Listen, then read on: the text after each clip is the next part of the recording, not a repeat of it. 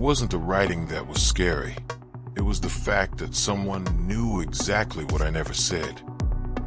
Ezra Delacroix had disappeared from the media, from the company, from the city.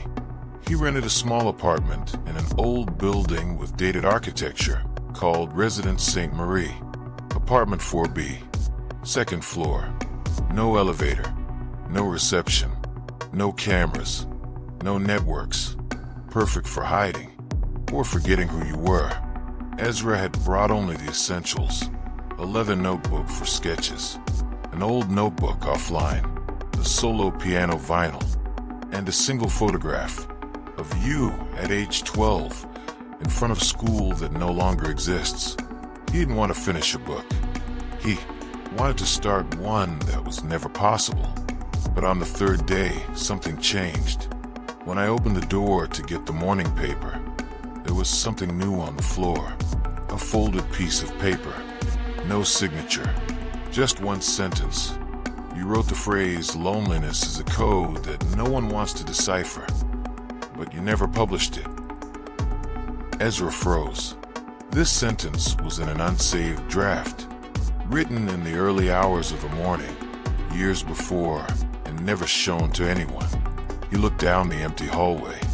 Ahead, the door to room 4C, where, according to the caretaker, no one had lived since 2009. Closed, locked, dusty, but now, with the smell of freshly brewed coffee. Ezra activated the recorder on his cell phone. He left it in the hallway, pointed at the door to 4C. He returned to his apartment. Hours later, he played the audio. Silence, silence, and then a metallic noise, like an envelope being slit open. Ezra paused, rewound, and in the background a breath. Not strong, but close. The next morning, another paper. This time, 2 sentences. Does the woman in the photograph still haunt you? Don't worry, she's still waiting upstairs. Ezra dropped the paper. It took him a moment to realize that his hands were shaking. The woman in the photo was his mother, but he had torn up that picture years ago. How? Why? Or rather, who is behind door 4C? Some doors don't open, but that doesn't mean there's no one on the other side. The Residence St. Marie had 4 floors, 16 apartments, and an atmosphere of polite abandonment. Few residents, silent elderly people, an absent caretaker. Ezra watched everything through the kitchen window, noting down details. The lady in 3A left every day at 2 p.m., even without carrying anything. 2D resident never made any noise, and the 4C was still empty. But at night, faint light would escape through the crack at the bottom of the door, and sometimes there would be music, old music, piano with hiss, as if played from a forgotten tape. The next morning, you left a tape with her name on it in locker 11 at St. Elise. She never picked it up. You lied and said you did. Ezra stood still for minutes. The tape.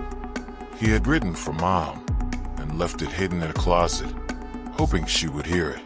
She never heard, and he said yes, but no one else knew about it.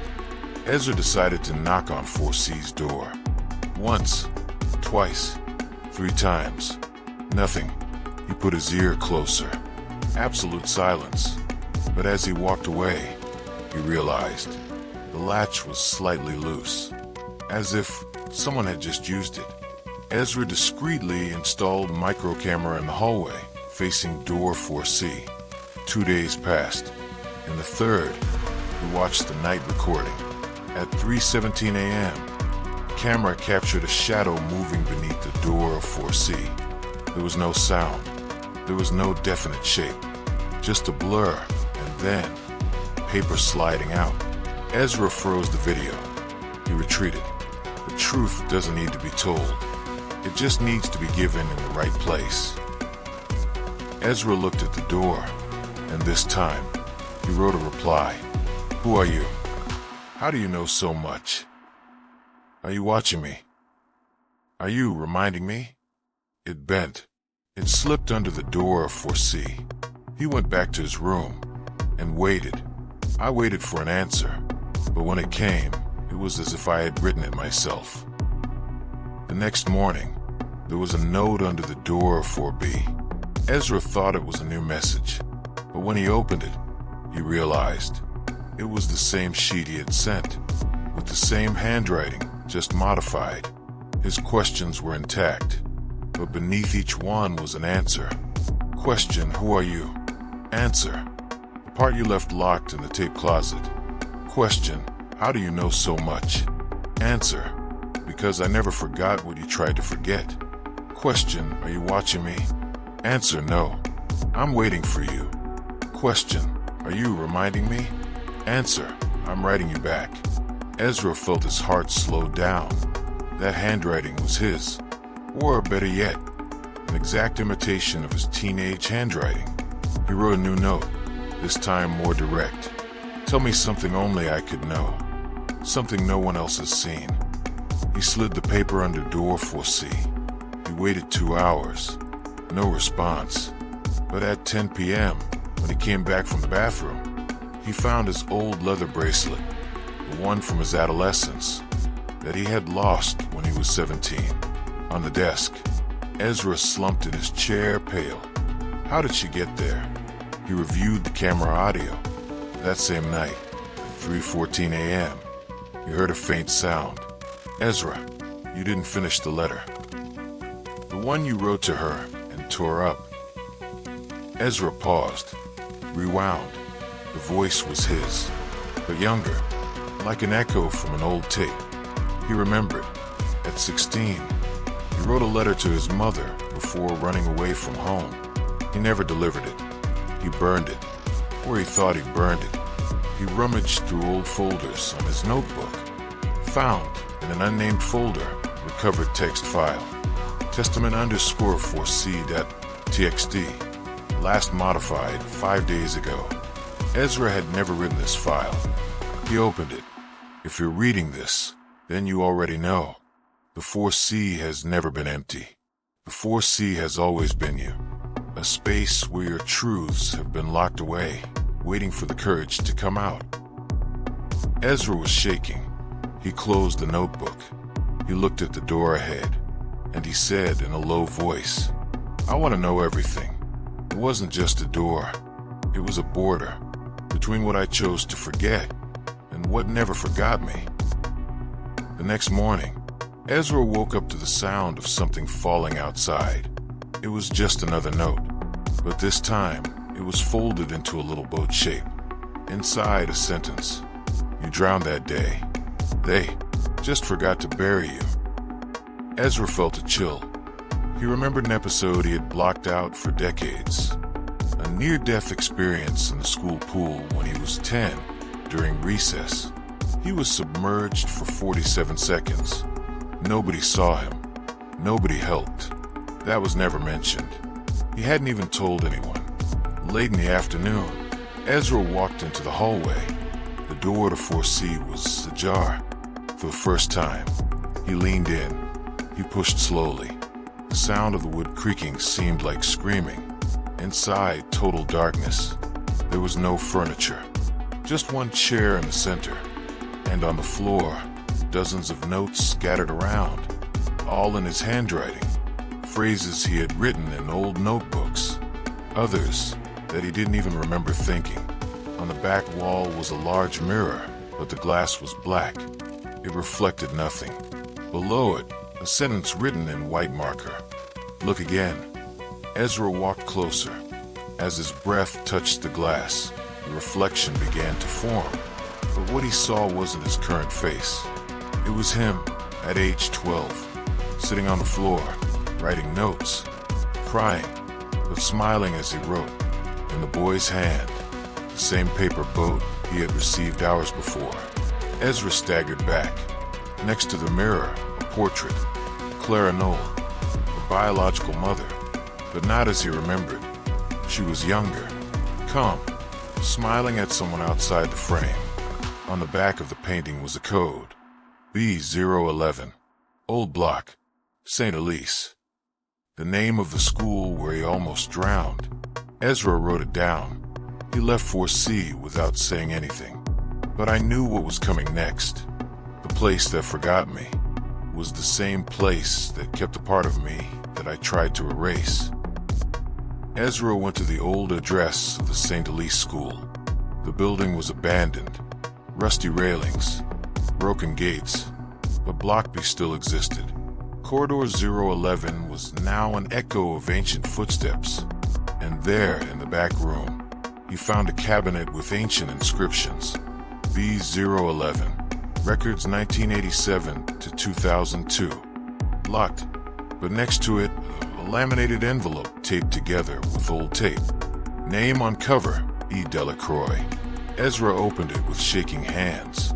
Inside there was a copy of the 1999 school report card, a note written on letterhead, addressed to the management, a child's drawing, a child lying on the floor, surrounded by crossed-out words. The note said, Ezra has episodes of mild dissociation, reacts with symbolic writing, does not talk about the accident in the pool, refuses to admit that there was water. Ezra sat on the floor. He leaned against the wall. There it was, in front of his own medical file, the emotional testament that no one had read. Attached with a paper clip was one more paper. Confidential psychological assessment. Ezra keeps an inner part isolated. When pressed, it responds as if it were another voice. This voice signs the papers as 4C. Ezra dropped the paper. 4C wasn't a number. It was an alter ego, a fragment he created to endure the silence. At the bottom of the envelope was a small card with a sequence. Del 4C recall. Ezra returned to the apartment. He typed this on the old notebook. A window opened. Last entry. You are not being forgotten. You are being remembered. The letter you never finished is here. In parts. In 4C. Ezra turned everything off. He returned to room 4C. He found another note on the floor. Ready to finish what you started. The letter was never written with words. It was written in silence and kept in a place where only fear could enter. Back in apartment 4C, Ezra found a new leaf on the center chair. His handwriting, but he didn't remember writing it. It was a draft. Incomplete sentences. Fragments of thought, as if they had been torn from his dreams. Mom, I wanted to tell you that. When you looked out the window and didn't see me, I wrote letters to remind myself that I existed, but you never wrote back, so I stopped asking. Ezra sat on the floor, and he cried in silence. The sound of the door closing echoed in the room, but no one entered. The light flickered. The black mirror turned on by itself. In the reflection, Ezra saw two versions of himself, the current one, and the young man, stained with chalk, with sunken eyes and a leather bracelet on his wrist. The boy looked at him and said, "Now you can finish." Ezra did not hear with his ears. He heard with something inside. 4C was not a place. It was an emotional state, a basement of consciousness. Ezra stood up. He grabbed paper and pen, and it began. Mom, I waited for you on the nights when you talked on the phone to no one. I waited for you while you learned to write, so you wouldn't scream. And when you left me, I created someone to stay with me. The boy in room 4C.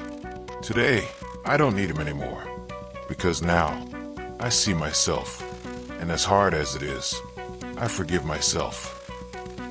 Ezra folded the letter. He put it in the envelope and left it in the center of 4C. The next morning, the door to 4C was closed and sealed. The number 4C was gone. In place of the plaque, only an engraved inscription. Closed. Ezra looked for the old tickets. Everyone had disappeared. The mirror, removed, as if the room had never existed. But he knew 4C existed. Inside him. You don't read a note like that. You carry it. Like an echo. Like a testament. Written by the person you once were. Ezra packed his bags. He closed apartment 4B, as if closing a cycle. At reception, he asked the caretaker, "Who lived in 4C before me?" The man looked surprised. 4C? He paused. That room was demolished years ago. The plan doesn't even include it anymore. Ezra frowned. But I was there. Yesterday. The janitor looked confused. "There's no 4C on this floor, sir." Ezra smiled slightly. "Yeah, now I know." When he got home, he opened the suitcase. In the middle of the clothes, white envelope. No sender. No signature. It opened. "The boy is at peace. You finished for him. Now write for yourself." Along with the letter, photo. Ezra at age 12. Smiling. For real.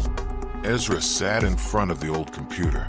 Typed, "This is not a book about ghosts. It is a book written by one who has been." Stopped. He smiled. And he kept writing. "There are things that are not inherited by blood, but by silence. And silence is the testament of those who chose to stay." Months later, Ezra independently published a book titled The Testament of Room 4C. Didn't use his real name. The author was credited only as E.D., survivor of the echo itself. The book didn't sell well, but it gained loyal readers. Each page began with a note. Each chapter ended with a question, and in the dedication, for those who were not heard, and yet wrote. Ezra returned one last time to the residence building St. Marie. I wanted to see the hallway, the room, but on the second floor, there were only 3 doors. 4B, 4A, and 4D.